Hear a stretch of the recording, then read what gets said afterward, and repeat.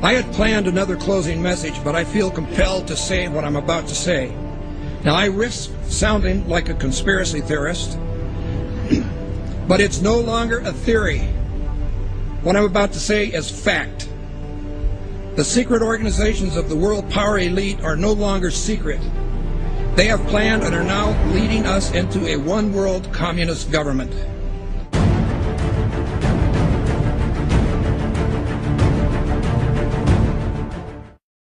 Executive order signed by President Obama has sparked controversy on both sides of the political aisle. The National Defense Resources Preparedness Executive Order was signed quietly Friday night. It gives the president the power to control U.S. resources. The Rules Committee is going to meet in the House. They are going to come up with a rule that makes it okay for them to do a same-day bill. So they'll pass this rule. It's, believe it or not, called martial law. This would give the President of the United States the authority to declare basically martial law during times of peace. There are new disturbing developments out of Washington tonight regarding the President's belief that he has the legal authority to assassinate U.S. citizens. Incredibly enough, it appears that our commander-in-chief actually believes that authority exists not only on foreign soil, but right here on American soil as well. But Senators McCain and Levin have added this legislation which would authorize the president to declare the entire United States of America, all 50 states and all territories, to be a battlefield, right, even though there's no battle, thanks be to God, going on here. War on terror is different. And that would authorize him to use commander-in-chief authority in the United States, to use the military to arrest people in the United States who, in the president's opinion, are enemies of the country. Particularly to hear President Obama claim the power to keep people in prison indefinitely with no charges against them, no conviction, no sentence, just imprisonment. Joining us now is former Secret Service agent Dan Bongino. Dan, thanks a lot for joining us. What do you mean there's no such thing as gun control, only people control? Tell me what that means. Tucker, this is larger ideological ploy by this administration. They're not being authentic with America, whether it's the sequester, healthcare, or the gun control issue. What they do is they manipulate an emotional crisis, a national emotional crisis, to further an ideological agenda which involves the evaporation, the slow disintegration of your civil rights, your liberties, your ability to live and let live. And it's a disturbing pattern that, frankly, is really starting to get under my skin. The US is funneling money into tracking systems that are threatening to make the very concept of privacy a thing of the past. It could mean people's every move being used against them to keep them under surveillance. The information age was an era nearly everybody embraced. But today's surveillance age, experts say, is a reality almost no one can escape. David, why does the DHS need 450 million hollow point bullets? That kind of ammo that they purchased from ATK, hollow point ammunition, as you had explained, it's designed to, tear through human flesh and then expand. It's designed to kill people. This is not the optimal kind of ammo you would buy for target practice. It's more expensive and it's more precise. Do you think this is a sign that they're preparing for some sort of mass civil unrest? So they have an open bid right now, DHS, for even more ammunition, for 175 million rounds of .223 caliber rifle ammo. It's almost identical to the ammunition used by NATO peacekeeping forces. So that's very interesting. Are they planning on some kind of widespread economic unrest in the U.S. that would require NATO forces to help us out? $500 million in surplus military weaponry from the Pentagon, which is authorized through the Pentagon's 1033 program. During the late 70s, Congress passed legislation called Posse Comitatus, barring the military from operating on American soil. And in the early 80s, there was an effort to circumvent that in Congress by arming police with military-grade weaponry. And now we're seeing that play out in the streets. People in the inner city in the U.S. have been experiencing this. So civilians in the U.S. are now up against basically military-style policing.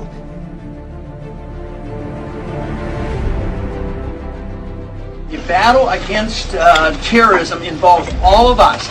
Everybody in this country is a potential terrorist. The Department of Homeland Security sent to law enforcement agencies across the country warning about the potential for an increase in right-wing extremist activity. It warns about groups and individuals dedicated to single issues like abortion, immigration, and gun rights. Tonight, our focus is on every American's right to freedom of expression and freedom of religion. It's the Christians who are under siege by government officials and anti-religion groups who think Christmas and Christianity have no business in the public arena. The Department of Defense has just issued a new list of extremists that should be watched. And on that, in fact, number one, past the Muslim Brotherhood, and past Hamas, Hezbollah, number one, evangelical Christians. We begin tonight with a newly leaked U.S. Army military police training manual for what they are calling civil disturbance operations. The Army manual outlines the plan to kill rioters and demonstrators in America. That's right, they have plans to confiscate our firearms and kill American citizens on U.S. soil.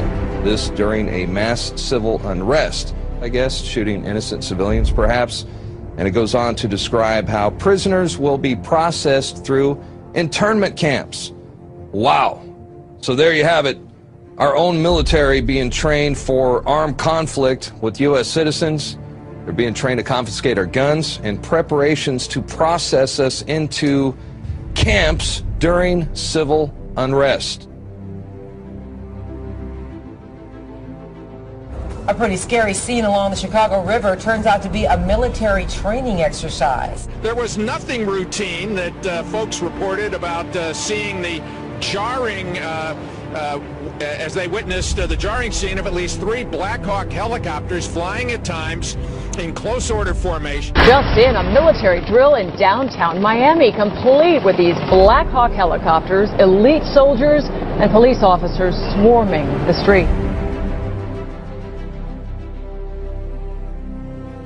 Take a look, swing back over here. This may be involved in this training or not. Again, let me tell you what all of this is that we know of. It's a joint military training exercise involving local police, also military. Sight of Army helicopters and the sound of gunfire created a lot of concern this afternoon in one Houston neighborhood.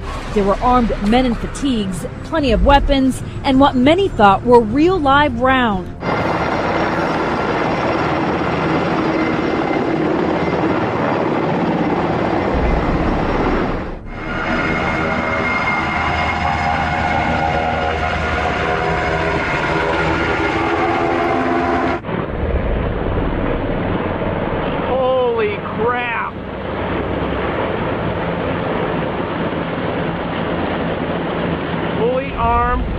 I told you they were coming. There's no lights on them. They look like bugs. So here's the article by Steve Watson. Military helicopters conduct covert exercises over U.S. bank buildings. This is all part of other drills going on to acclimate the public to being attacked by our own military that are happening here in the United States. Here it is. LAPD and elite military units conducted extraordinary counterterrorism training in the skies above downtown LA tonight. At one point, they made what appeared to be a drop-off at a park. Within seconds of landing, the helicopter was back in the air. It was a strange sight in the skies over Los Angeles. Military Special Forces flying a practice mission last night, and there are more exercises scheduled for today. The entire city of Boston is in lockdown. In the suburb of Watertown, police with guns drawn are searching door to door. I mean, we had martial law up there. FBI and all these agents coming in, closing things down, going to people's houses.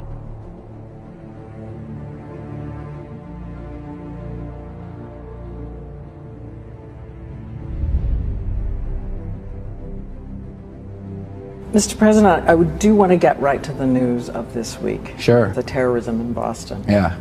Many people have wondered if it took you right back to 9/11 when you heard it. Well, at first, I was deeply concerned that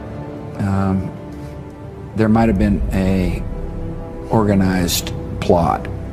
I don't know all the facts. I don't think we all know all the facts, but I was deeply concerned that this could have been, another.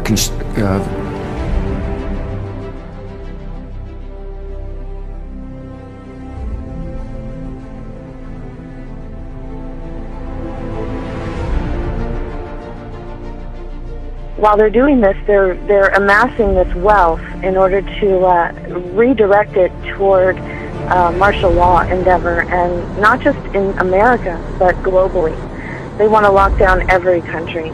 and force us into global governance, eventually force us into a global reserve currency that is like the Bancorp that the IMF has been pushing.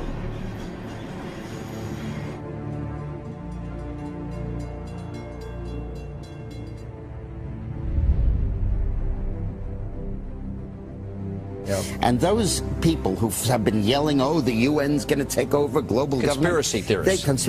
They've been crazy, but now they're right. Yeah, well, when It's happening. When Geithner said he would be open to the idea of a global currency last week, those conspiracy people had said and suggested that for years. You're not wrong.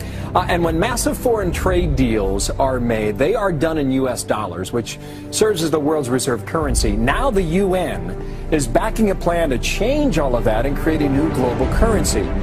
There is a global meltdown coming. It is a global depression, and one world currency and one world financial system is the end game. China said last week they want one global currency. France said yesterday or the day before that they want one world order, a new world order, at the end of this event. U.S. State Department, the Federal Reserve, even the EPA are sending billions of dollars overseas, and many economic and political decisions made in the United States just don't benefit us. They benefit a would-be one world government. Because of the programs like this and just the fiscal conditions that we're in, it feels like there's a greater sense of urgency to get to that one world government. Do you feel like the Obama administration may actually be hitting the gas rather than the brake pedal when it comes to this?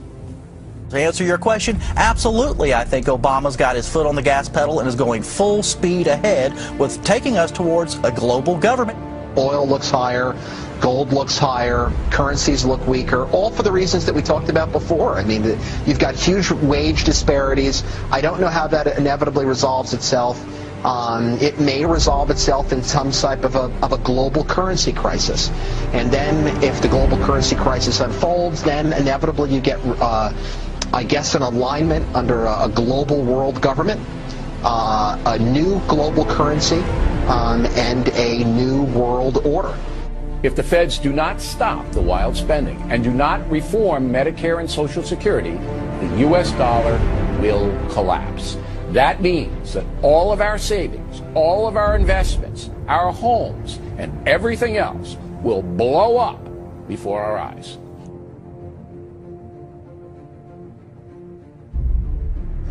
This morning on Today's Health, a computer chip that could be implanted under your skin so doctors can quickly access your medical records. Explain to me briefly what the VeriChip is and what it is supposed to do. VeriChip is a tiny miniaturized RFID, or radio frequency identification microchip. It's 11 millimeters by 1 millimeter. It's about the size of a grain of rice. Well, we've got one sitting there by a penny to give us a little perspective of the size. Very Correct. Tiny. You implant it under the skin how? It gets injected, just like getting a shot of penicillin or any medicine that you would get in a doctor's office. It goes in the upper right arm. Implantable human chips. Supporters hail the technology as a medical marvel. You have one in your arm right now. That's correct. Where is it? It's in the upper right arm. It's a simple injection process. Finding from us this evening, technology on the cutting edge. We were interested today to hear that more than 100 law enforcement officials in Mexico are having microchips implanted in their arms. The chips allow a person to be scanned.